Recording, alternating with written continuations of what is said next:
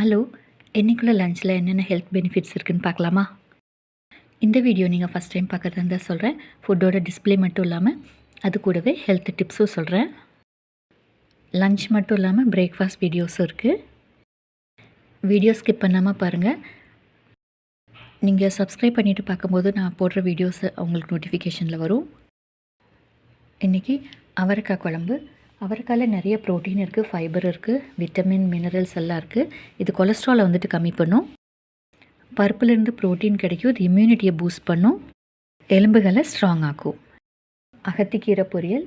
இதில் வந்துட்டு இந்த கீரையில் நிறைய விட்டமின்ஸ் இருக்குது, அயன் இருக்குது, ப்ரோட்டீன் இருக்குது. இது வந்துட்டு நோய் எதிர்ப்பு சக்தி அதிகரிக்கும்.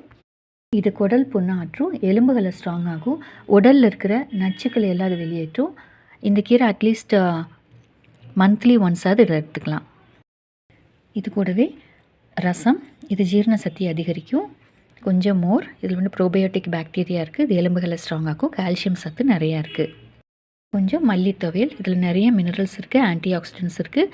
இது ஜீரண சக்தி அதிகரிக்கும், பசியை தூண்டும், அப்புறம் நோய் எதிர்ப்பு சக்தி அதிகரிக்கும். முக்கியமாக பிளட் சுகரை நல்லா கம்மி பண்ணும். வெயிட் லாஸ் பண்ணணும்னு நினைக்கிறவங்க அடிக்கடி மல்லி துவையல், கீரை அதெல்லாம் எடுத்துக்கலாம். ரவை சோறு. இதிலிருந்து கார்போஹைட்ரேட்ஸ். இது வந்துட்டு கஞ்சி வடித்த சோறு. இப்போ கஞ்சி வடித்த சோறு நம்ம சாப்பிட்றதுனால வெயிட் வந்துட்டு கூடாது. அந்த ஸ்டார்ச் எல்லாம் வந்துட்டு கஞ்சியில் போயிடும். இந்த வீடியோ உங்களுக்கு பிடிச்சிருந்தா சப்ஸ்கிரைப் பண்ணிவிட்டு பாருங்கள். அப்போ நான் அடுத்தடுத்து போடுற வீடியோஸ் உங்களுக்கு நோட்டிஃபிகேஷனில் வரும். தேங்க்யூ. தேங்க்ஸ் ஃபார் வாட்சிங்.